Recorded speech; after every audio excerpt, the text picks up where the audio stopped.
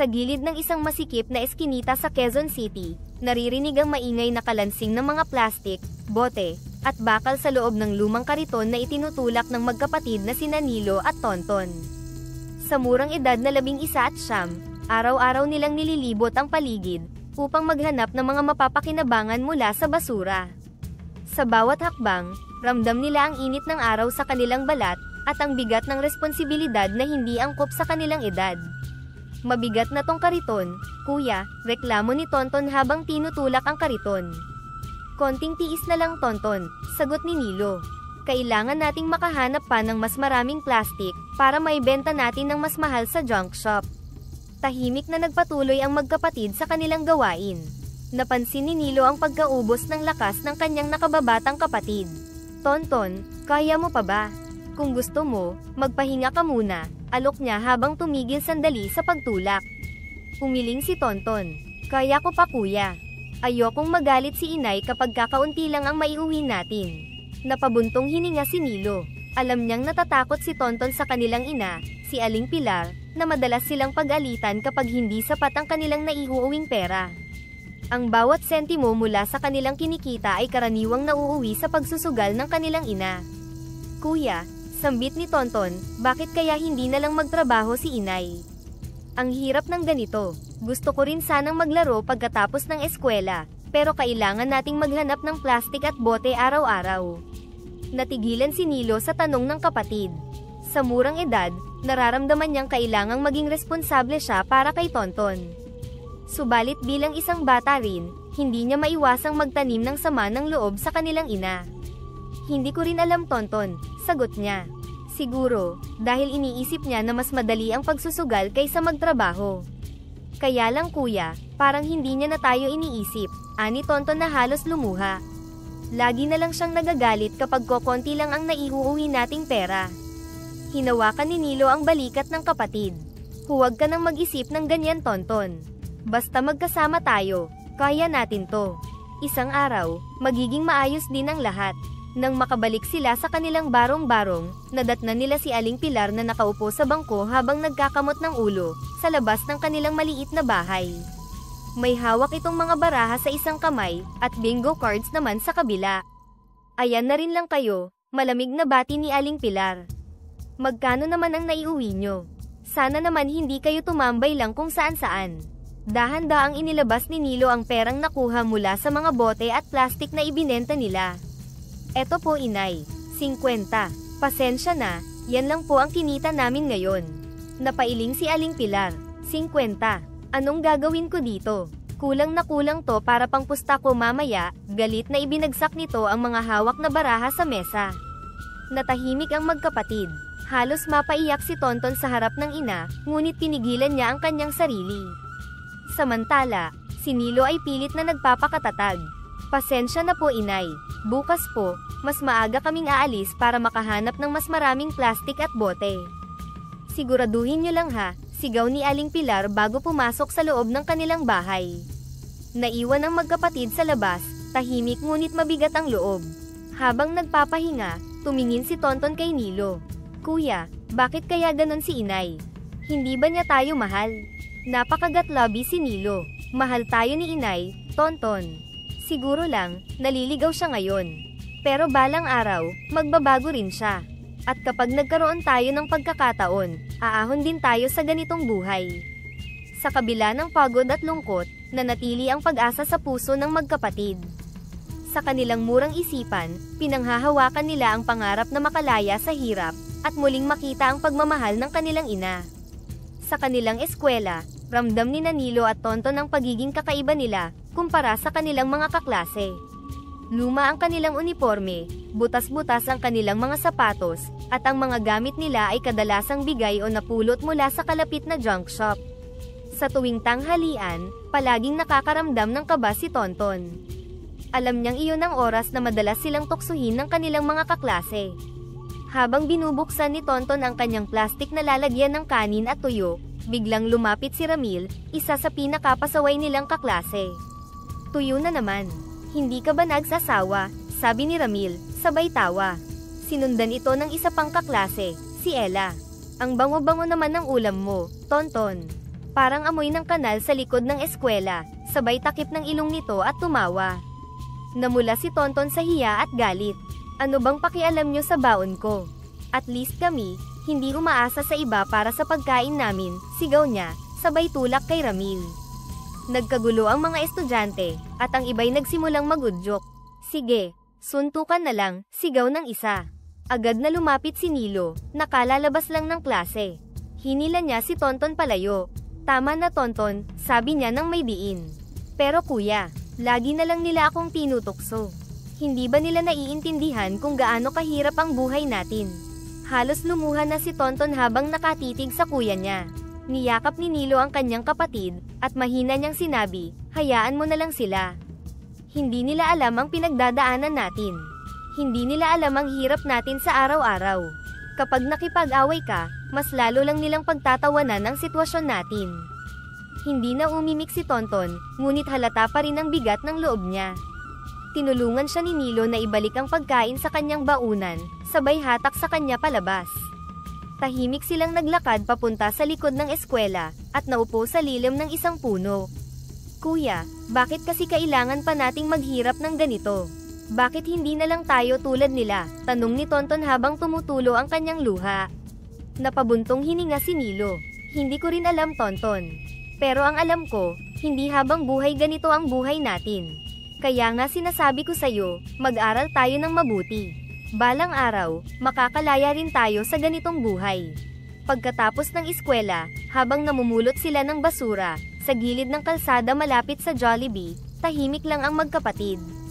Nakatingin si Tonton sa Jollibee, pinapanood ang mga taong kumakain sa loob. Malinaw sa kanyang mukha ang lungkot. Kuya, sabi ni Tonton, kailan kaya tayo makakakain ng hamburger at french fries? Napalunok si Tonton habang iniisip ang lasa ng pagkain, na matagal na niyang pinapangarap.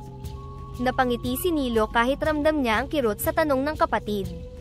Alam mo Tonton, darating din ang araw na matitikman natin yan. Talaga kuya, kailan kaya? Tanong ni Tonton na puno ng pag-asa. Tumawa si Nilo at nagbiro. Bili na lang tayo ng pandesal. Palamanan na lang natin ang tuyo. Ayos na, tuyo burger. Napasimangot si Tonton. Kuya naman ang seryoso ng tanong ko. Natawa si Nilo, ngunit maya-maya ay naging seryoso rin. Tonton, alam kong mahirap ang buhay natin ngayon, pero panghawakan mo lang ang mga pangarap mo. Hindi tayo habang buhay mamumulot ng basura. Balang araw, kakain tayo dyan, kasama si inay, at hindi na natin kailangang mag-alala kung saan kukunin ang pambayad. Napatingin si Tonton sa kuya niya. Kuya, sana nga mangyari yan. Tinapik ni Nilo ang balikat ng kapatid. Mangyayari yan Tonton. Basta magkasama tayo, kahit anong hirap, kaya natin. Sa gabing iyon, habang binibilang nila ang mga nakalap na bote at plastik, nananatili sa isip ni Tonton ang pangarap niya. Sa kabila ng hirap, pinanghahawakan niya ang mga salitang binitiwan ng kanyang kuya. Isang hapon ng Sabado, naglalakad sina Nilo at Tonton sa masikip na eskinita habang nagtutulak ng kanilang lumang kariton. Pagod na ang kanilang mga katawan sa halos maghapong pangangalakal ng plastik at bote, ngunit kailangang magpatuloy upang may maipon para sa araw na iyon. Habang naglalakad, napansin nila ang isang matandang lalaki na nakaupo sa tabi ng isang bakanteng lote. Payat ito, at halatang pagod na pagod. Hawak nito ang kanyang tiyan, na parang sinisikmura dahil sa gutom. Kuya, tingnan mo si Lolo, bulong ni Tonton habang tinuturo ang matanda. Parang sobrang gutom na niya. Tumingin si Nilo at napabuntong hininga. Oo nga Tonton, halika, lapitan natin siya. Lumapit silang magkapatid, bitbit ang kanilang maliit na baunan.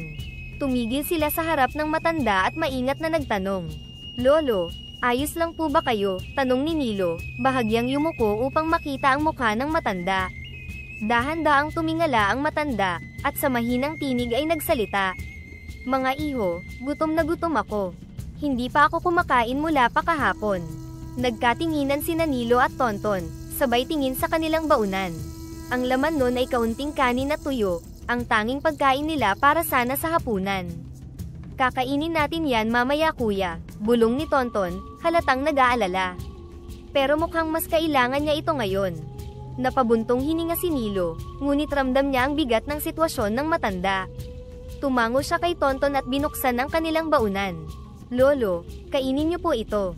Pasensya na po, kaunti lang po ito, pero sana po makatulong, sabi ni Nilo habang inaabot ang pagkain. Nagulat ang matanda at tumingin sa magkapatid. Mga iho, paano kayo? Wala na kayong makakain yan, wika nito, nanginginig ang boses. Okay lang po kami lolo, sagot ni Tonton. Makakahanap pa po kami ng iba. Pero kayo, kailangan niyo po ito ngayon. Tila nanlambot ang matanda at tinanggap ang pagkain. Habang kinakain niya ito, hindi niya mapigilang tumulo ang kanyang luha. Salamat sa inyo, mga bata. Napakabuti nyo. Wala akong maibabayad sa kabutihan nyo, pero hindi ko ito makakalimutan. Tahimik na nanood sina Nilo at Tonton, habang kinakain ng matanda ang kanilang baon. Kahit ramdam nila ang gutom, mas matimbang ang kasiyahan sa puso nila na nakatulong sila sa isang nangangailangan. Pagkatapos ng ilang araw, habang namumulot ulit ng plastik at bote sa parehong lugar, nakita nilang muli ang matanda. Ngunit sa pagkakataong ito, tila mas maayos na ang kalagayan nito. May hawak itong manok na nakatali sa isang piraso ng lubid. Agad nilang nilapitan ang matanda, masaya na makita itong mukhang mas malakas na.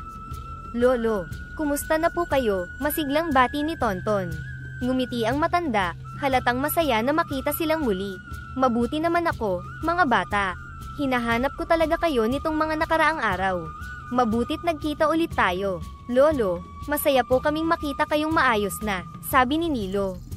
May maitutulong pa po ba kami sa inyo? Umiling ang matanda at ngumiti. Mga iho, hindi ko kayo kinalimutan. Alam kong wala akong maibabayad sa kabutihan nyo noon, pero nais kong magpasalamat sa inyo sa pamamagitan nito. Iniabot niya ang hawak na manok kay Nilo. Nagulat sina Nilo at Tonton.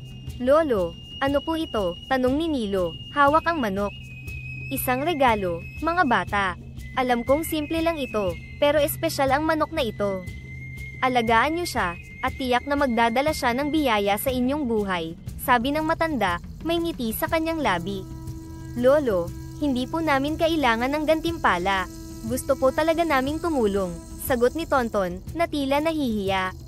Ngumiti ang matanda at hinawakan ang balikat ni Nilo. Alam ko, mga iho. Kaya nga alam kong nasa mabuting kamay ang manok na ito. Basta alagaan nyo siya ng mabuti, at magtiwala sa mga bagay na hindi nyo pa nauunawaan. Nagkatinginan ang magkapatid, parehong nagtataka ngunit napuno ng pasasalamat. Salamat po lolo. Pangako po, aalagaan namin ang manok, sagot ni Nilo. Ngumiti ang matanda at tumango. Maging mabuti kayo palagi, mga iho. Ang kabutihan nyo ang magdadala sa inyo ng mas marami pang biyaya. Bago pa sila makapagtanong, naglakad na palayo ang matanda. Tahimik silang naglakad pa uwi, dala ang manok at isang di maipaliwanag na pag-asa. Kuya, ano kaya ang espesyal sa manok na ito? Tanong ni Tonton habang pinagmamasdan ang manok. Hindi ko rin alam Tonton, sagot ni Nilo, pilit iniisip ang sinabi ng matanda. Pero sabi ni Lolo, magdadala daw ito ng biyaya. Kaya alagaan natin ito ng mabuti. Sa kanilang puso, naramdaman nila ang pag-usbong ng bagong pag-asa. Ang simpleng regalo ng matanda ay tila may mas malalim na kahulugan, at hindi nila maiwasang isipin na baka ito na ang simula ng pagbabago sa kanilang buhay. Maagang nagising sina Nilo at Tonton kinabukasan. Binuksan ni Nilo ang kulungan ng kanilang manok upang bigyan ito ng pagkain at tubig. Ngunit sa pagtingin niya, laking gulat niya nang makita ang isang bagay na kumikinang sa ilalim ng manok. Tonton, halika dito, sigaw ni Nilo habang hinahawakan ang kakaibang itlog. Agad na tumakbo si Tonton, makikita sa kanyang mukha ang pagtataka. Ano yan kuya? Ginto ba yan?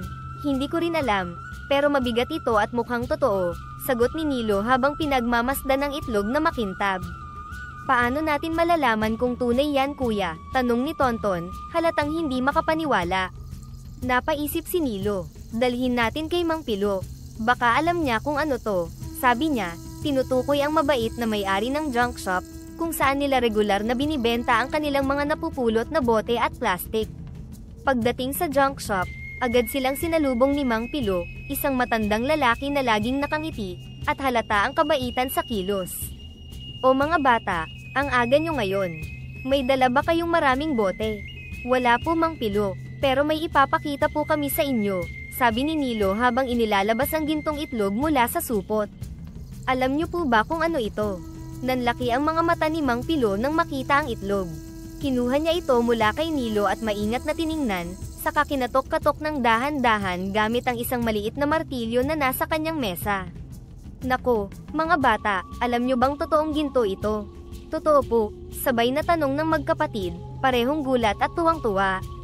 Oo, sigurado ako, sagot ni Mang Pilo, habang inilalapag ang itlog sa mesa.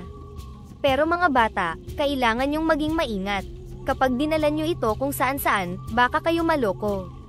Anong gagawin po namin Mang Pilo? Tanong ni Tonton, halatang nag-aalala. Napaisip si Mang Pilo bago ngumiti. Huwag kayong mag-alala, may kilala akong pinagkakatiwalaang bumibili ng ginto. Sasamahan ko kayo doon para siguradong hindi kayo maloloko. Okay ba yun? Opo Mang Pilo, salamat po, sabi ni Nilo, habang hawak-hawak ang kamay ng nakababatang kapatid. Sinamahan sila ni Mang Pilo sa isang maliit na tindahan sa kanto ng palengke. Pagpasok nila, sinalubong sila ng isang lalaking nasa mga 50 ang edad at may maaliwalas na mukha. Pare, may dala akong espesyal na ginto dito. Galing sa mga batang ito, sabi ni Mang Pilo habang inilalabas ang itlog. Agad na kinuha ng lalaki ang itlog, at sinuri ito gamit ang iba't ibang kagamitan, isang maliit na weighing scale, magnifying glass, at acid test. Makalipas ang ilang minuto, tumango siya.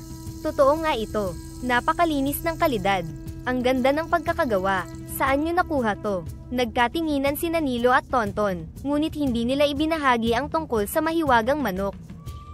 Napulot lang po namin, sabi ni Nilo, ngumiti ng bahagya. Napakapalad niyo mga bata, sabi ng lalaki habang inaabot ang pera kay Mang Pilo. Ito ang halaga ng itlog na ito. Iniabot ni Mang Pilo ang pera sa magkapatid. Heto mga bata, gamitin niyo ito sa mabuting paraan ha. Huwag kayong basta-basta gagastos kung saan-saan. Tumango sina Nilo at Tonton, labis ang pasasalamat. Salamat po, Mang Pilo. Salamat din po sa inyo, sabi ni Nilo habang iniingatan ang perang hawak niya. Gamit ang bahagi ng kanilang pera, nagtungo ang magkapatid sa Jollibee, upang matupad ang matagal na nilang pangarap na makakain ng hamburger at fries. Ngunit sa kanilang pagpasok, agad silang hinarang ng gwardya. Hoy, mga bata, bawal ang manglimos sa loob, sabi ng gwardya na seryoso ang mukha. Nagulat si Tonton, ngunit agad na lumapit si Nilo. Kuya, bibili po kami. May pera po kami, sabi niya habang ipinapakita ang perang hawak nila. Napahiya ang gwardya at agad silang pinapasok. Sa counter, hindi mapigilan ni Tonton ang excitement habang binabasa ang menu. Kuya, totoo na to. Kakain tayo ng burger at fries. Oo, Tonton. Order ka na ng gusto mo, sagot ni Nilo. Habang kinakain nila ang kanilang pagkain, halos hindi makapagsalita si Tonton sa tuwa. Kuya, ang sarap pala nito. Hindi ba ako nananaginip? Ngumiti si Nilo at sinabing, oo nga, masarap nga talaga. Pero tandaan mo, Tonton, huwag nating kalimutan ang mga hirap na dinaanan natin. Matapos kumain, pumunta sila sa tindahan ng uniforme at gamit sa eskwela. Bumili sila ng bagong uniforme, sapatos, at bag. Habang inaabot ng tindera ang kanilang mga binili, hindi maitago ni Tonton ang kanyang saya. Kuya, bago na ang gamit natin. Sana naman hindi na ako tuksuhin ng mga kaklase ko, sabi ni Tonton, sabik sa pagbabagong dala ng kanilang bagong gamit. Kuya, kung hindi mo ako inawat noon, siguradong kawawa sila kung nakipagsuntukan ako, patuloy ni Tonton, nagbibiro ngunit halatang masaya. Natawa si Nilo. Loko, baka ikaw ang kawawa. Ang lalaki kaya ng mga kaklase mo. Kaya lagi kong sinasabi, huwag kang makikipag-away. Huwag mo na lang silang pansinin. Hindi nila alam ang hirap natin araw-araw. Tumango si Tonton, ngumiti, at niyakap ang kuya niya. Salamat, kuya. Lagi kang nandyan para sa akin. Ngumiti si Nilo at tinapik ang ulo ng kapatid. Siyempre naman, tayong dalawa lang ang magkasama sa lahat ng hirap at saya. Pagkatapos, nagtungo ang magkapatid sa tindahan ng feeds para sa kanilang espesyal na manok. Sa counter, tinuro ni Nilo ang pinakamahal na klase ng feeds. Tonton, ito ang pinakamahal na feeds. Dapat ito ang bilhin natin para laging malusog ang manok natin, sabi ni Nilo habang tinitingnan ang label ng produkto. Kaya lang, kuya, sobrang mahal nito.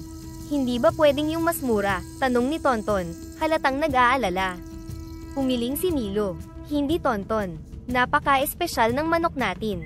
Tignan mo, nagbibigay siya ng ginto. Kailangang alagaan natin siya ng mabuti para patuloy siyang maging malusog. Napangiti si Tonton at sumang-ayon.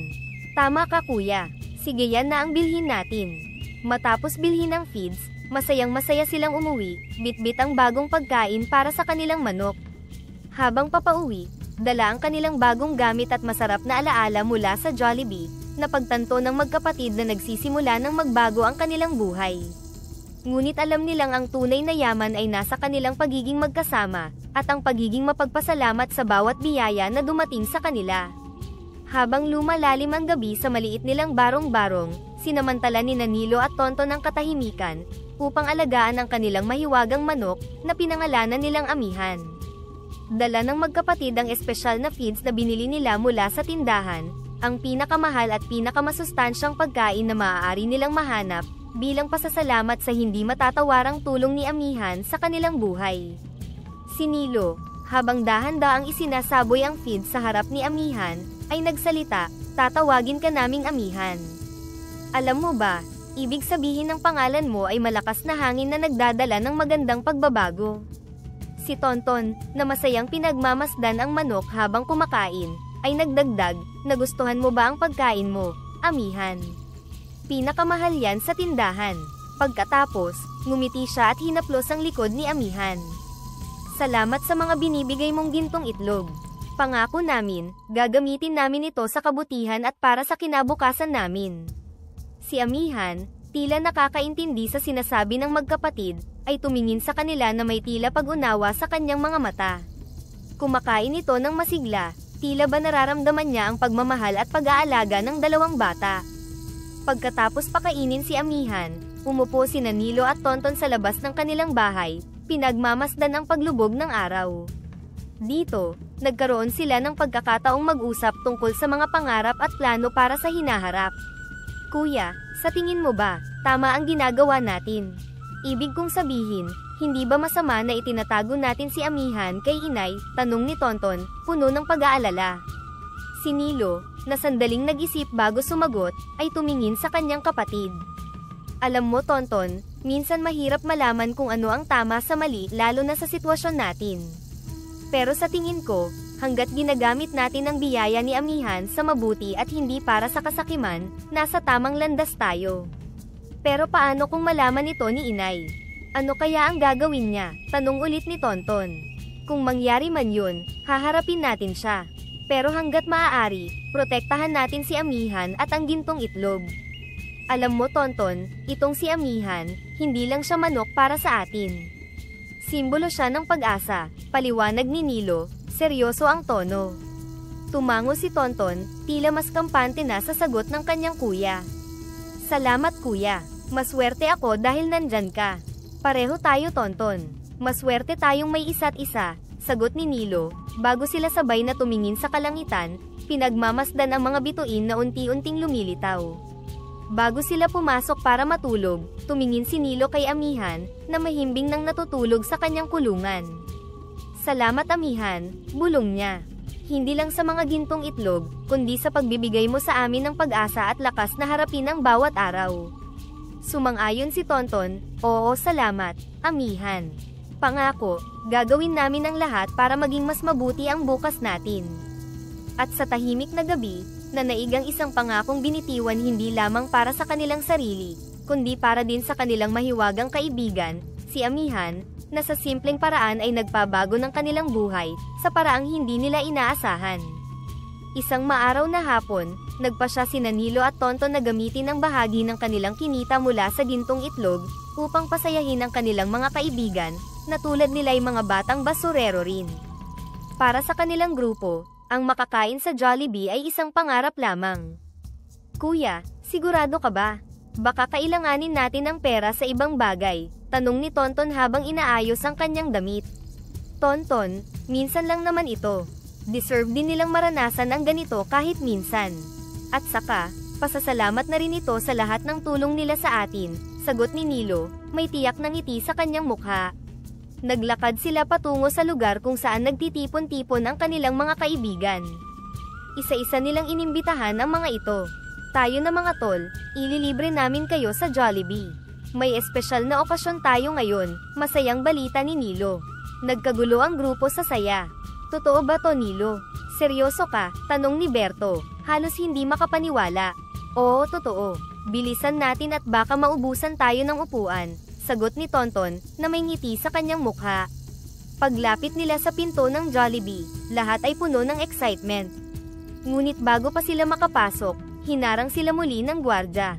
Hoy, mga bata, bawal ang mamalimos sa loob, sigaw ng gwardya, halatang hinusgahan sila dahil sa kanilang maruruming damit.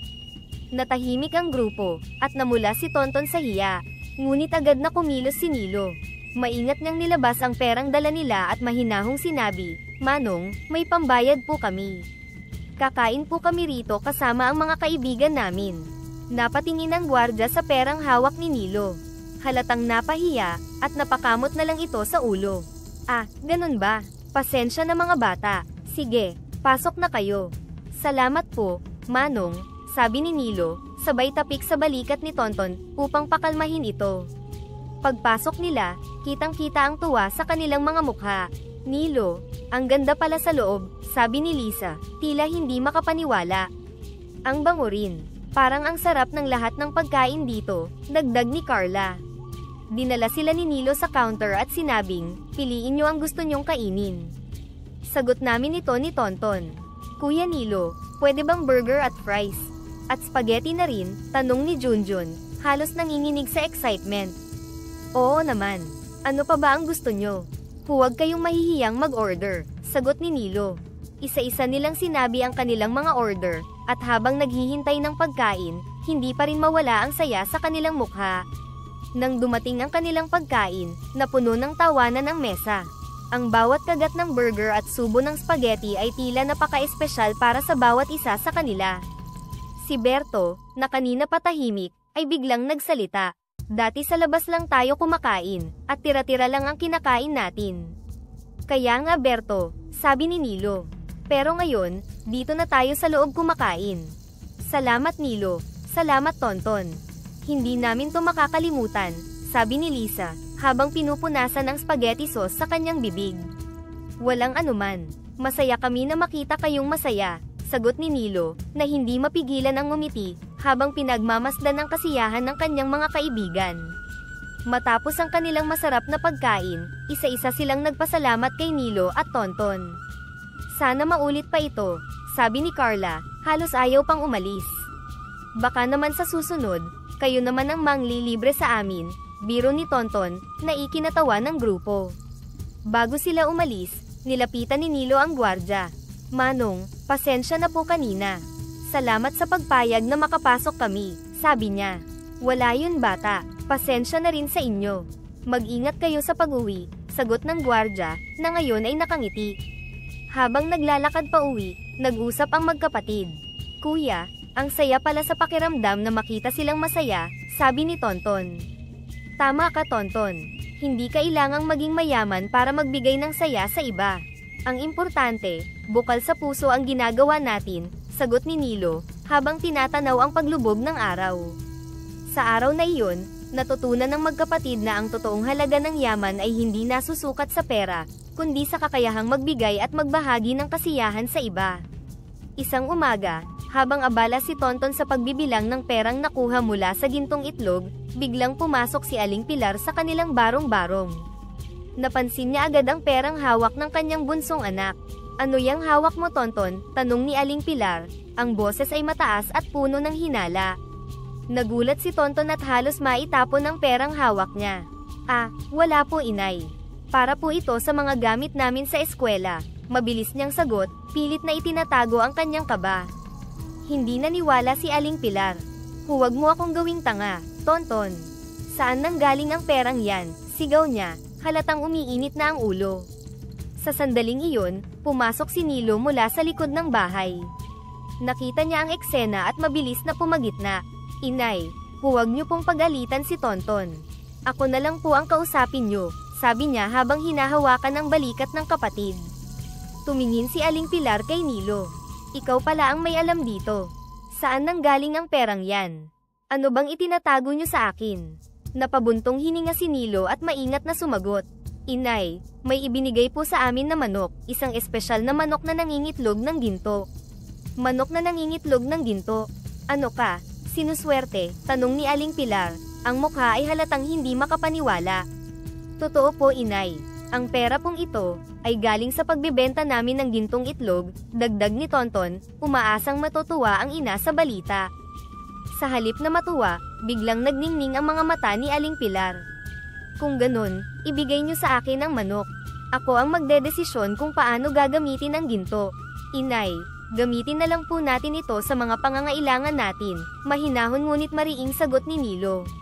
Pwede po tayong bumili ng mga gamit, mag-ipon para sa eskwela, o kaya'y magtayo ng maliit na negosyo. Ngunit umiling si Aling Pilar. Negosyo? Anong alam nyo sa negosyo? Ibigay nyo sa akin ang pera, at ako ang magpapalago nito. Alam nyo bang mas mabilis nating mapapalago ang pera kung gagamitin ko ito sa sugal? Nagulat si Tonton. Inay, baka po matalo kayo. Sayang lang po ang ginto, sabi niya, halatang nag-aalala. Anong alam nyo? Ako ang ina nyo. Ako ang mas nakakaalam kung paano gamitin ang pera. Kung ayaw nyo akong bigyan, magtutuloy-tuloy lang kayo sa kahirapan, sigaw ni Aling Pilar, halos nanginginig sa galit. Napabuntong hininga si Nilo. Sige po, inay. Bibigyan po namin kayo ng pera. Pero sana po, huwag nyo nang ipangsugal. Bumili na lang po kayo ng mga bagong gamit o mga pangangailangan natin. Binigyan ng magkapatid si Aling Pilar ng bahagi ng kanilang kinita mula sa gintong itlog. Umaasa silang mararamdaman ng kanilang ina ang kahalagahan ng perang iyon, at gagamitin ito ng tama. Ngunit makalipas ang ilang araw, nalaman nilang ginamit lamang ito ni Aling Pilar sa pagsusugal.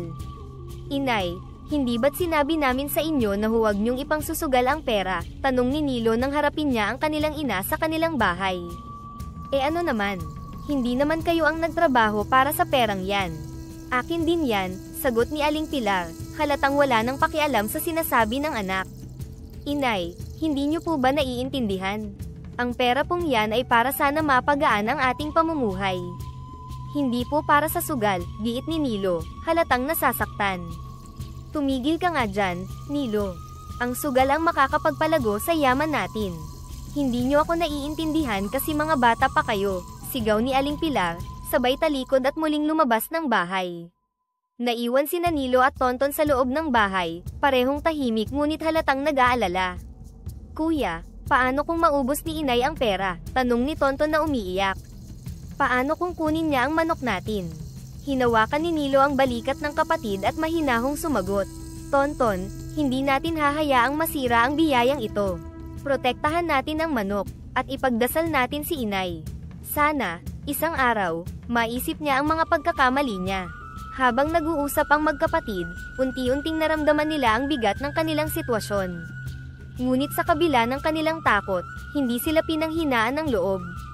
Patuloy silang umaasa na balang araw, magbabago si Aling Pilar, at matutunang pahalagahan ang biyayang mayroon sila. Sa gabing iyon, tahimik silang nagdasal, humihiling ng lakas at gabay, upang mapanatili ang kanilang pamilya at ang biyaya ng gintong itlog. Isang gabi, matapos ang sunod-sunod na pagkatalo sa sugal, si Aling Pilar ay nakaupo sa mesa, iniisip kung paano mababayaran ang utang niya kay Mang Titong, isang kilalang sugarol sa kanilang lugar. Sa desperasyon, naalala niya ang mahiwagang manok ng kanyang mga anak, si Amihan. Wala na akong ibang paraan, bulong niya sa sarili habang tumutungo sa kulungan ni Amihan. Kinabukasan, dinala ni Aling Pilar si Amihan kay Mang Titong. Mang Titong, alam kong pera ang kailangan mo, pero ang manok na ito ay espesyal. Nangingitlog ito ng ginto, sabi ni Aling Pilar, pilit na binibenta ang ideya. Nagtaas ng kilay si Mang Titong. Ano namang gagawin ko sa manok? Pera ang kailangan ko, hindi manok. Hindi mo naiintindihan, sagot ni Aling Pilar. Ang malaking perang ginamit ko na pangpusta noon, ay galing sa gintong itlog ng manok na ito. Napaisip si Mang Titong. Sa kabila ng kanyang pagdududa, tinanggap niya ang manok bilang bayad. Sige, Aling Pilar, Pero kung hindi totoo ang sinasabi mo, maghanda ka, banta niya. Pag-uwi ni Mang Titong, excited niyang inilagay si Amihan sa isang malaking kulungan. Pinakain niya ito at buong araw na naghintay ng gintong itlog. Ngunit imbes na mangitlog si Amihan, wala itong ginawa kundi dumumi ng dumumi. Anong klaseng panloloko ito? Sigaw ni Mang Titong habang nililinis ang kulungan. Sa sumunod na araw, wala pa ring gintong itlog. Sa halip, mas maraming dumi ang iniwan ng manok. Galit na galit si Mang Titong at napagtanto niyang niloko siya ni Aling Pilar. Sayang ang oras ko sa manok na to, sigaw niya. Samantala, nang malaman ni Nilo at Tonton na nawawala si Amihan, labis ang kanilang pighati. Si Tonton, lalo na, ay hindi mapigilang sisihin ang sarili. Kuya, kasalanan ko ito. Dapat tinago ko na lang si Amihan. Hindi ko siya naalagaan ng maayos, sabi niya, halos umiyak habang nakaupo sa tabi ng bakanteng kulungan. Hinawakan ni Nilo ang balikat ng kapatid. Tonton, hindi mo ito kasalanan. Gusto lang ni inay na makabawi sa utang niya. Pero hindi tama ang ginawa niya. Ang mahalaga ngayon, mahanap natin si Amihan. Paano kung hindi na natin siya mahanap kuya? Tanong ni Tonton, ang boses ay puno ng takot. Gagawa tayo ng paraan, sagot ni Nilo, puno ng determinasyon. Hindi natin hahayaang mawala si Amihan. Sa tulong ng kanilang mga kaibigan na sina Berto at Lisa, nalaman ng magkapatid na nasa bahay ni Mang Titong si Amihan. Sama-sama silang nagplano kung paano mababawi ang manok. Sa gabing iyon, nagtungo sila sa bahay ni Mang Titong. Sigurado ba kayo na nandito si Amihan? Tanong ni Lisa, habang nagtatago sa likod ng mga halaman. Oo, nakita siya ni Berto kanina, sagot ni Nilo. Kailangan lang natin maging maingat. Tahimik silang pumasok sa bakuran at nakita nila ang manok sa isang kulungan. Agad na lumapit si Nilo at binuksan ang kulungan. Amihan, bulong niya, pilit na pinapakalma ang manok. Pag-uwi nila sa bahay, mahigpit na niyakap ni Tonton si Amihan. Pasensya na Amihan. Hindi na kita hahayaang mawala ulit. Salamat at hindi mo kami iniwan, sabi ni Nilo, habang pinapakain ang manok ng espesyal na feeds. Pangako namin, gagamitin namin ang mga gintong itlog mo para sa mabuti. Habang nakaupo sila sa tabi ni Amihan, nag-usap ang magkapatid tungkol sa kanilang sitwasyon. Kuya, kailangan na nating umalis dito. Parang wala nang pagmamahal si inay sa atin. Laging sugal na lang ang iniisip niya, sabi ni Tonton, na lumuluha. Sumang-ayon si Nilo, mabigat ang loob ngunit alam niyang tama si Tonton. Tama ka, hindi na tayo ligtas dito. Hindi rin natin magagampanan ng maayos ang pangangalaga kay Amihan kung palaging nasa panganib siya. Ang gabi ay tahimik ngunit malungkot para kina Nilo at Tonton, habang tinatahak nila ang daan patungo sa bahay ni Aling Vicky, ang kapatid ng kanilang yumaong ama. Ang simpleng mga bag na kanilang dala ay puno ng mga kakarampot na gamit, ngunit ang mas mabigat ay ang lungkot at takot na kanilang nararamdaman mula sa mga hindi magandang gawain ng kanilang ina. Kuya, sa tingin mo ba tatanggapin tayo ni Tita Vicky? Tanong ni Tonton, bahagyang nanginginig ang boses. Tatanggapin niya tayo Tonton.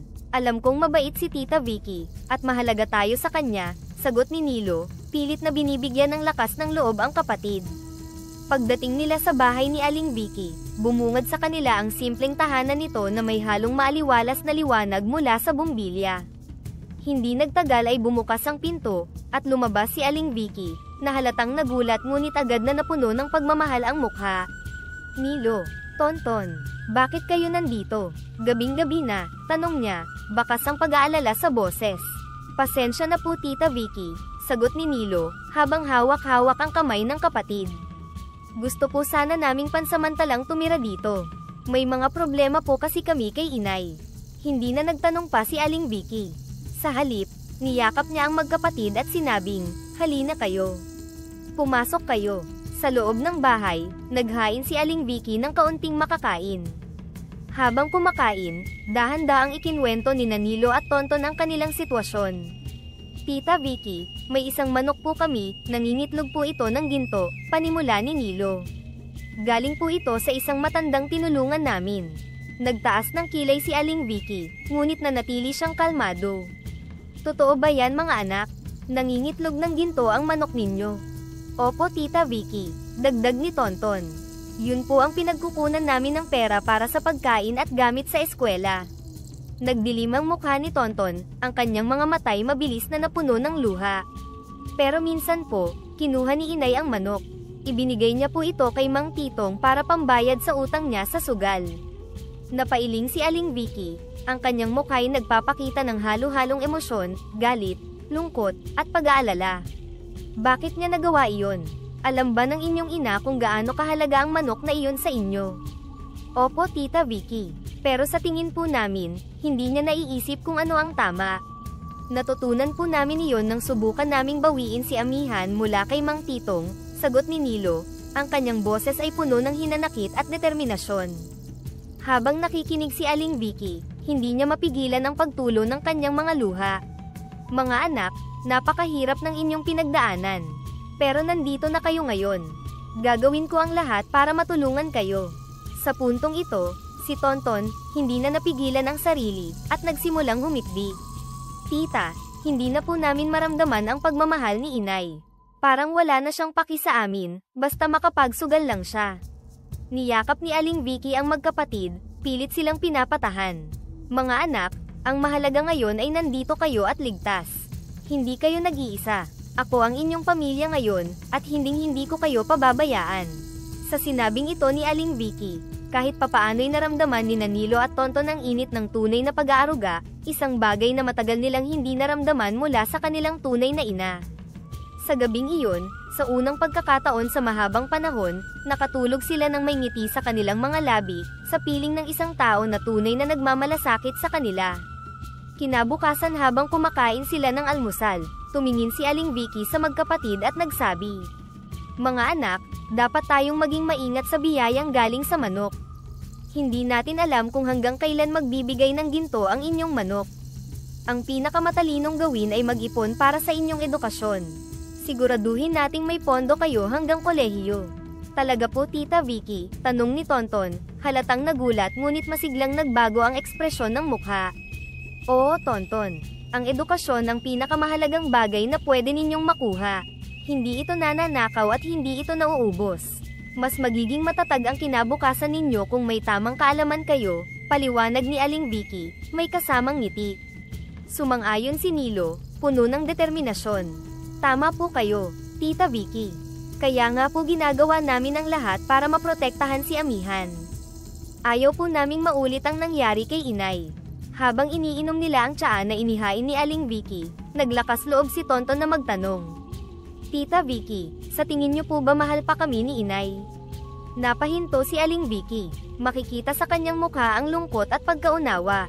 "Mga anak, malamang, mahal pa rin kayo ng inyong ina. Pero siguro, nalulunod siya sa lungkot at problema. Ang pagkawala ng inyong ama ay isang mabigat na dagok. Hindi madaling mag-isa, lalo na kung may mga anak na kailangang alagaan. Pero Tita Vicky, parang hindi na niya kami iniisip. Ginagamit niya po yung perang pinaghirapan namin sa pagsusugal," sabi ni Nilo, halos hindi maitago ang sakit sa kanyang boses. Tumayo si Aling Vicky at niyakap ang dalawa. "Mga anak, hindi ko maibibigay ang lahat ng sagot. Pero ang alam ko, dito, ligtas kayo. Hindi ko kayo pababayaan. Magtiwala lang tayo na darating ang panahon na magbabago rin ang inyong ina." Kinagabihan, bago sila natulog, nag-usap ang magkapatid. "Kuya, sa tingin mo, magiging mas maayos na ba tayo dito?" tanong ni Tonton. "Oo, Tonton. Si Tita Vicky, parang naiintindihan niya tayo. Sana, dito na lang tayo habang buhay," sagot ni Nilo, may bahid ng pag-asa sa boses. Sa simpleng tahanan ni Aling Vicky, natagpuan ng magkapatid ang bagong simula, isang buhay na puno ng pagmamahal, pangarap, at katiyakan ng mas maayos na hinaharap. Sa ilalim ng pangangalaga ni Aling Vicky, unti-unting bumuti ang buhay ni Nilo at Tonton. Ang pera mula sa gintong itlog ni Amihan ay hindi lamang nagdala ng kaginhawaan, kundi pati na rin ng panibagong pagkakataon para sa magkapatid. Ngunit sa kabila ng kanilang ginhawa, nanatili silang mapagkumbaba at hindi nakalimot sa kanilang pinagmulan. Isang umaga, habang pinapakain ni Tonton si Amihan, napansin niya kung gaano kasigla ang manok. "Kuya, tingin mo ba magtatagal si Amihan sa atin? Ang dami na niyang naibigay sa atin." Tumawa si Nilo, habang inaayos ang kanyang mga gamit para sa eskwela. Tonton, hindi natin alam kung hanggang kailan siya magbibigay ng ginto. Pero habang nandito siya, sisiguraduhin nating magagamit ito ng tama. Pangako natin yan kay Tita Vicky, di ba? Pumasok si Aling Vicky mula sa kusina, may dalang isang plato ng kakanin. Mga anak, naisip kong magbukas ng bank account para sa inyo. Doon natin ilalagay ang pera mula sa mga gintong itlog ni Amihan. Para sigurado tayong hindi ito masasayang. Totoo po Tita Vicky, may bank account na kami, tanong ni Tonton, halatang excited. Oo Tonton, importante ang pag-iipon. Hindi natin alam ang hinaharap, kaya dapat siguraduhin nating may pondo kayo para sa kolehiyo at sa inyong kinabukasan, paliwanag ni Aling Vicky. Tumango si Nilo, puno ng determinasyon. Salamat po Tita Vicky. Ipinapangako namin na hindi namin sasayangin ang pagkakataong ito. Sa kabila ng kanilang magandang kalagayan, hindi nila nakalimutan ang hirap na dinanas nila noon. Isang araw, habang nag-uusap ang magkapatid sa hapagkainan, biglang nagsalita si Tonton. Kuya, naiisip mo ba? Marami pa tayong kaibigan na basurero ang hindi nakakaranas ng ganitong kaginhawaan. Siguro, pwede rin natin silang tulungan. Napangiti si Nilo. Tama ka, Tonton. Hindi naman natin kailangan ng sobra-sobrang pera. Mas maganda kung maibabahagi natin ang biyaya ni Amihan sa iba. Napaisip si Aling Vicky, nakikinig mula sa kabilang dulo ng mesa. Kung gusto nyo talagang tumulong, kailangan itong planuhin ng mabuti. Hindi lang basta pagbibigay ng tulong, kundi siguraduhin pang matagalan ang epekto nito. Paano po Tita Vicky? Tanong ni Tonton, sabik na malaman ang ideya ng tiyahin. Simulan natin sa maliliit na bagay. Tulungan natin silang magkaroon ng gamit sa eskwela, uniforme, at pagkain. Mahalaga na makita nila na may mga tao pa ring nagmamalasakit sa kanila, paliwanag ni Aling Vicky. Sa sumunod na linggo, nagtungo ang magkapatid kasama si Aling Vicky sa lugar kung saan sila dati nangangalakal. Bitbit nila ang ilang kahon na naglalaman ng pagkain, uniforme, sapatos, at mga gamit sa eskwela. Sinalubong sila ng kanilang mga dating kaibigan na halatang nagulat ngunit masaya. Nilo, Tonton, ang gaganda naman ng dala nyo, sabi ni Lisa, isa sa mga batang basurero. Oo, para sa inyo ang mga ito, sagot ni Nilo, habang inaabot ang isang kahon ng mga school supplies. Alam namin kung gaano kahirap ang buhay dito. Sana makatulong ito kahit papaano. Hindi mapigilan ni Tonton na ngumiti, habang nakikita ang saya ng kanilang mga kaibigan. Kuya, ang saya nila. Sobrang sarap sa pakiramdam na makatulong. Tonton, ito ang dapat nating ginagawa. Hindi lang para sa atin ang biyayang binigay ni Amihan. Para rin ito sa iba, sagot ni Nilo. Pag-uwi nila sa bahay, nag-usap ang magkapatid at si Aling Vicky habang nagpapahinga. Kuya, hindi ko akalaing makakagawa tayo ng ganito. Ang sarap pala ng pakiramdam na nakakatulong, sabi ni Tonton, nakangiti habang nakaupo sa sahig. Tama ka, Tonton, pero dapat hindi tayo tumigil dito. Mas marami pa tayong pwedeng gawin para sa kanila, sagot ni Nilo, na halatang mas inspirado pa ngayon. Sumingit si Aling Vicky, hawak ang isang tasa ng tsaa. Mga anak, tandaan nyo, ang tunay na yaman ay hindi nasusukat sa dami ng pera. Nasusukat ito sa kung paano nyo ginagamit ang biyayang mayroon kayo, upang makatulong sa iba. Ngumiti si Nilo at Tonton. Alam nilang tama si Aling Vicky. Ang gintong itlog ni Amihan ay hindi lamang naging daan upang maiangat ang kanilang sariling buhay, kundi pati na rin upang magdala ng liwanag sa buhay ng iba. Sa gabing iyon, habang natutulog ang magkapatid, nanatili sa kanilang isipan ang mga ngiti ng mga batang kanilang natulungan. Hindi lamang nila nakita ang epekto ng kanilang ginawang pagtulong, kundi naramdaman din nila ang tunay na halaga ng biyayang taglay nila. Sa kabila ng ginhawang dala ng kanilang bagong buhay sa piling ni Aling Vicky, nanatili pa rin ang pagmamahal sa puso ni Nilo at Tonton sa kanilang ina, si Aling Pilar. Isang araw, nagpasya silang dalawin ito upang subukang kumbinsihin na magbago at bumalik sa tamang landas. Kuya, sa tingin mo ba, makikinig na si inay sa atin ngayon? Tanong ni Tonton habang naglalakad sila patungo sa maliit na barong-barong, kung saan nananatili si Aling Pilar. Hindi ko alam Tonton, sagot ni Nilo, bakas ang pag-aalala sa kanyang mukha. Pero kailangan nating subukan. Siya pa rin ang nanay natin. Pagdating nila sa bahay, sinalubong sila ng malamig na tingin ni Aling Pilar. Anong ginagawa nyo dito? Tanong nito, walang pagbati o kahit anong init sa kanyang boses. Inay, gusto po naming makipag-usap, sabi ni Nilo, maingat ang tono. Sana po, magbago na kayo. Pwede po kayong sumama sa amin kay Tita Vicky. Maayos po ang buhay namin doon. Ngunit imbes na sagutin ng maayos, tumawa ng mapait si Aling Pilar. Hindi ko kailangan ng awa nyo. Kaya ko ang sarili ko. Wala akong pakialam sa inyo. Umuwi na kayo. Halos hindi makapagsalita si Tonton, ngunit pinilit niyang magsalita. Inay, mahal po namin kayo. Ayaw po naming makita kayong nahihirapan. Kung mahal niyo ako, hindi niyo ako dapat iniwan, sagot ni Aling Pilar, puno ng galit. Pero pinili niyo ang Tita Vicky niyo kaysa sa akin. Kaya umalis na kayo. Tahimik na lumabas ang magkapatid sa bahay, parehong mabigat ang loob. Si Tonton ay tahimik na umiiyak habang naglalakad, at si Nilo naman ay pilit na pinipigilan ang sariling damdamin. Kuya, bakit ganon si Inay? Hindi na ba niya tayo mahal? Tanong ni Tonton, ang boses ay puno ng lungkot. Huminga ng malalim si Nilo bago sumagot. Mahal pa rin tayo ni Inay, Tonton. Pero baka masyado lang siyang nalulunod sa galit at lungkot. Ipagdarasal natin siya ha. Huwag tayong susuko. Tumango si Tonton, hawak ang kamay ng kuya niya. Oo kuya, ipagdarasal natin siya gabi-gabi. Habang patuloy na bumubuti ang buhay ni Nilo at Tonton, napansin ito ng ilang tao sa kanilang paligid. May ilan na nagtatangkang samantalahin ang kanilang tagumpay. Isang araw, isang lalaki na nagngangalang Mang Raol ang nagpunta sa bahay ni Aling Vicky. Magandang araw Aling Vicky, bati ni Mang Raol, may ngiti ngunit halatang may binabalak. Narinig ko na masagana ang buhay ng mga bata. Baka gusto nilang mag-invest sa negosyo ko. Siguradong lalaki ang pera nila. Sumagot si Aling Vicky, kalmado ngunit maingat. Mang Raol, salamat sa alok mo. Pero hindi kami basta-basta pumapasok sa ganitong usapan. Ang pera ng mga bata ay para sa kanilang kinabukasan. Nakikinig si Nilo at Tonton sa usapan, at natutunan nilang huwag agad magtiwala sa kahit sino. Pag-alis ni Mang Raol, kinausap sila ni Aling Vicky. Mga anak, maraming tao ang magtatangkang linlangin kayo dahil sa ginhawang mayroon kayo ngayon. Tandaan nyo, hindi lahat ng ngiti ay totoo. Lagi kayong maging maingat, paalala niya. Kinagabihan, nag-usap sina Nilo at Tonton tungkol sa mga nangyari. Kuya, bakit ganon?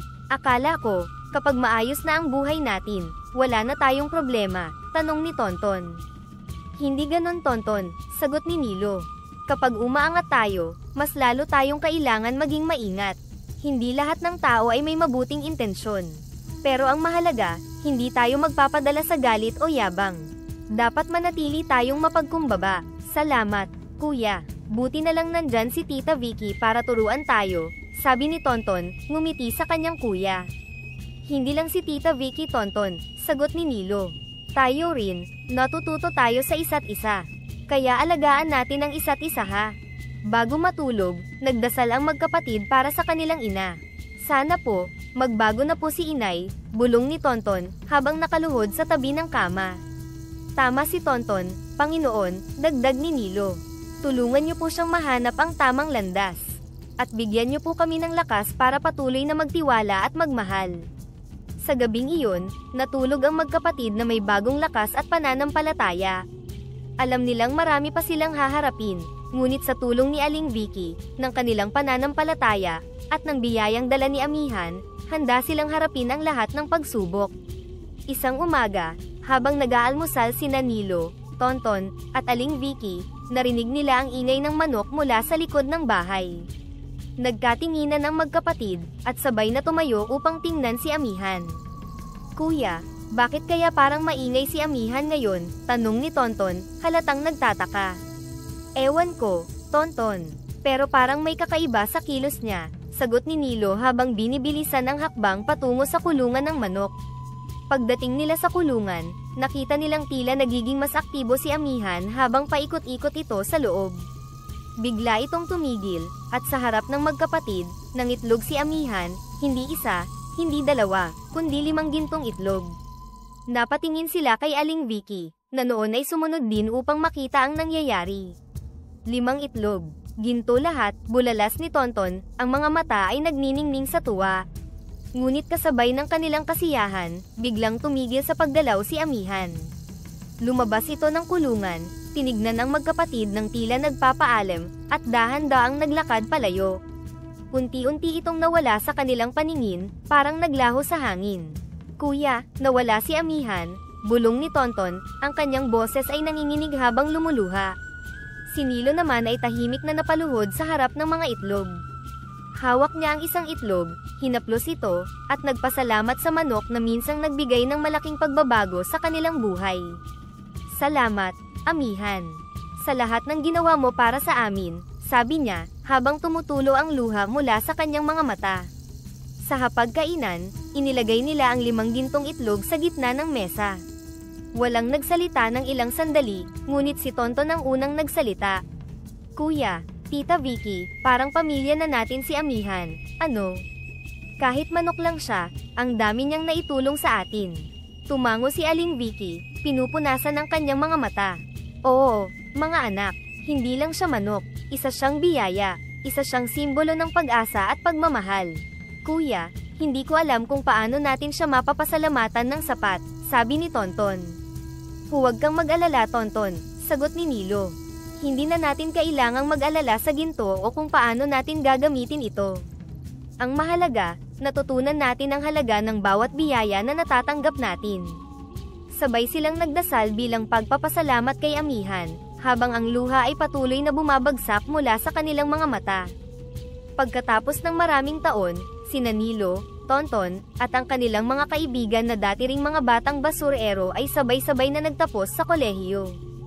Sa tulong ng mga gintong itlog mula kay Amihan, hindi lamang nila napondohan ang kanilang pag-aaral, kundi nakatulong din sila sa iba pang mga kabataan na nasa katulad nilang sitwasyon noon. Sa araw ng kanilang pagtatapos, isang espesyal na seremonya ang ginanap. Ang bulwagan ay puno ng mga estudyante at kanilang mga pamilya, ngunit mayroon ding isang pangkat na tumatanggap ng espesyal na pansin, sina Nilo, Tonton, at ang kanilang mga kaibigan. Habang naghihintay sa pag-uumpisa ng seremonya, sina Marco, Lina, at iba pang mga kaibigan na kasama nila sa paglaki, ay nagtipon kasama sina Nilo at Tonton.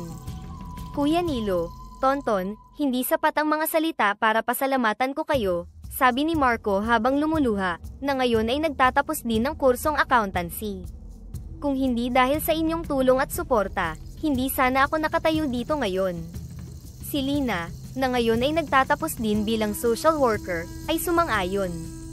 Oo Nilo at Tonton, dahil sa inyong suporta at pagtitiwala, naabot ko ang aking mga pangarap. Hindi lamang ito tungkol sa tulong pinansyal na inyong ibinigay, ito rin ay tungkol sa inyong pagmamalasakit at pagsuporta sa aking mga mithiin. Napakabuti niyong magkapatid, sabi niya, ang kanyang mga mata ay puno ng sinseridad at pasasalamat. Kuya, hindi ako makapaniwala na nandito tayo ngayon, sabi ni Tonton kay Nilo, habang inaayos ang kanyang toga. Parang kahapon lang, nagtatrabaho tayo sa mga basurahan, nag-uumpisa pa lamang mangarap. Si Nilo, na ngayon ay may degree sa edukasyon, ay ngumiti at tumugon, oo Tonton. Lahat ng hirap at pagod, sulit sa araw na ito. Hindi lang tayo nagtapos, nabago pa natin ang ating mga buhay.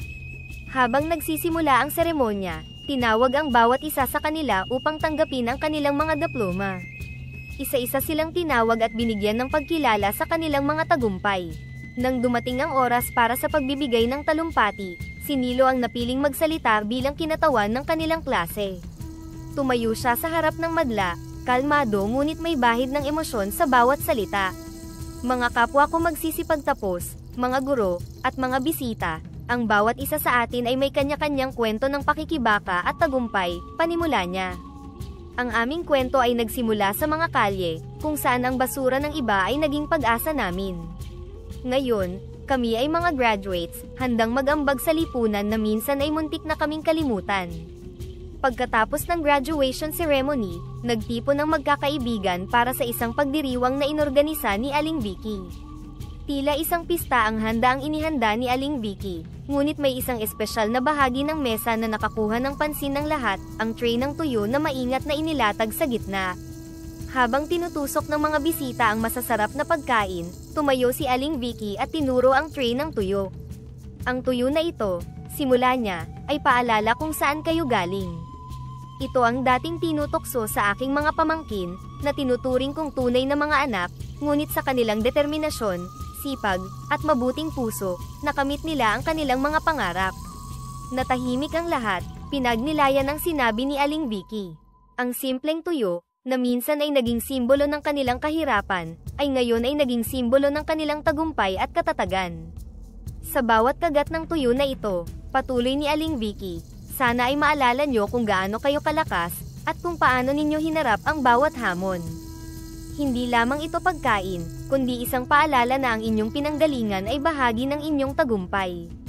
Mahal na mahal ko kayo, patuloy niya habang siya ay lumuluha. Tita Vicky, walang sapat na salita para ipahayag ang aming pasasalamat sa inyo. Kung hindi dahil sa inyong pag-aalaga at suporta, hindi sana kami nakaabot sa puntong ito, sabi ni Tonton, habang hinahawakan ang kamay ni Aling Vicky.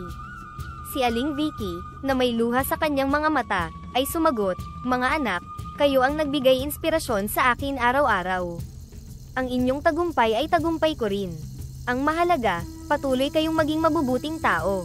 Habang lumalalim ang gabi, nag-usap-usap ang magkakaibigan tungkol sa kanilang mga pangarap at plano para sa hinaharap. Nagpasya silang gamitin ang kanilang mga natutunan upang tulungan ang iba, na nasa katulad nilang dating kalagayan. Tayo ngayon ang magbibigay ng pag-asa, tulad ng pag-asang binigay sa atin, sabi ni Nilo. Gawin natin itong misyon natin, ang magbalik at magbigay inspirasyon sa marami pa. Sa araw na iyon, isinara nila ang isang kabanata ng kanilang buhay na puno ng hamon, at nagsimula ng bagong kabanata na puno ng pag-asa at pangako. Ang mga dating batang basurero, ngayon ay mga profesional na, ay handa na upang magdulot ng pagbabago hindi lamang para sa kanilang sarili, kundi para sa buong komunidad. Isang maaliwalas na umaga, habang nag-aalmusal si Nilo, Tonton, at Aling Vicky, may kumatok sa pintuan. Nagkatinginan ang magkapatid, at si Nilo ang unang tumayo upang tingnan kung sino ang bisita.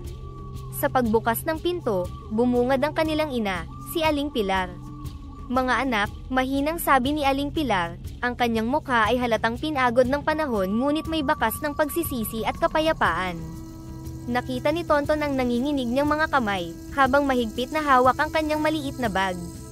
"Inay," tanong ni Nilo, halatang nagulat ngunit pinilit manatiling mahinahon, "ano pong ginagawa niyo rito?" "Ikaw nga, Pilar," sabad ni Aling Vicky, na agad din tumayo mula sa mesa. "Halika, pasok ka. Bakit ka nandito?" Bagaman halatang naguguluhan, iniabot ni Aling Vicky ang kamay sa hipag. Pumasok si Aling Pilar sa bahay, at umupo sa isang bangko na inalok ni Nilo. Nagpahid siya ng luha bago nagsalita. "Patawarin niyo ako, mga anak. At ikaw rin, Vicky. Napakaraming taon akong nagkamali." Tahimik na nakinig si Nilo at Tonton habang nagsasalita si Aling Pilar. "Hindi na ako nagsusugal ng isang taon.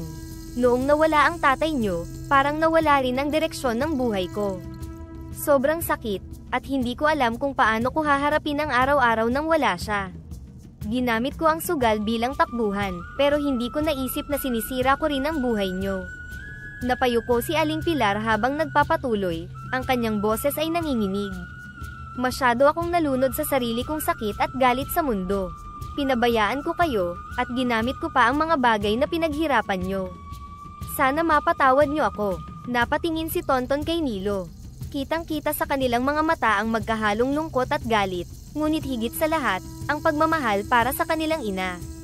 "Inay," mahinang sambit ni Tonton, hindi mapigilan ang pagtulo ng kanyang luha.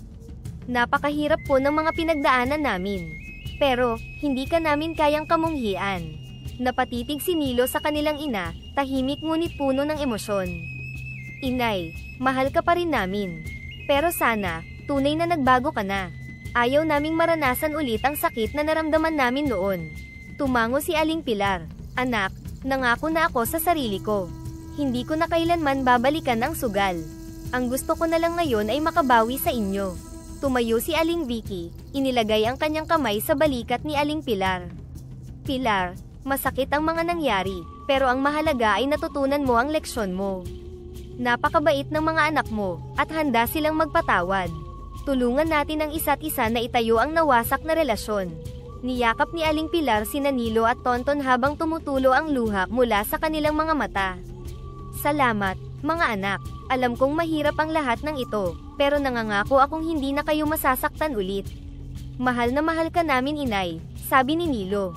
Masaya kaming makasama ulit kayo, patuloy niya habang tumutulo ang kanyang mga luha. Mula noon, nagsikap si Aling Pilar na patunayan ang kanyang pagbabago. Tinulungan siya ni Nilo at Tonton sa paghahanap ng mga simpleng paraan upang maging produktibo. Tinanggap rin siya ni Aling Vicky ng buong puso, at naging gabay niya sa panibagong landas. Isang gabi, habang magkakasama sila sa hapagkainan, napag-usapan nila ang kanilang mga naging karanasan. Inay, maraming salamat po sa pagbabalik, sabi ni Tonton. Ang saya ko po na muli tayong nabuo. Ngumiti si Aling Pilar, hawak ang kamay ng kanyang mga anak. Hindi ko alam kung paano ako makakabawi sa inyong lahat, pero salamat sa pagbibigay ng pangalawang pagkakataon. Isang araw, habang magkasama sila sa likod ng bahay, nag-usap ang magkapatid. Kuya, naisip mo ba? Akala natin dati, ang gintong itlog ang pinakamalaking biyaya sa atin, sabi ni Tonton. Oo, Tonton. Pero ngayon, alam natin na hindi ang ginto ang totoong kayamanan. Ang pagmamahal at malasakit sa kapwa, edukasyon, at pamilya, iyan ang tunay na yaman, sagot ni Nilo, nakangiti habang nakatingin sa langit. Sa kanilang tahanan, muling nabuo ang kanilang pamilya. Patuloy silang nagpapasalamat sa bawat biyaya, at alam nilang ang kanilang mga pinagdaanan ay nagturo sa kanila ng tunay na halaga ng buhay, ang pagmamahal, pagpapatawad, at pag-asa.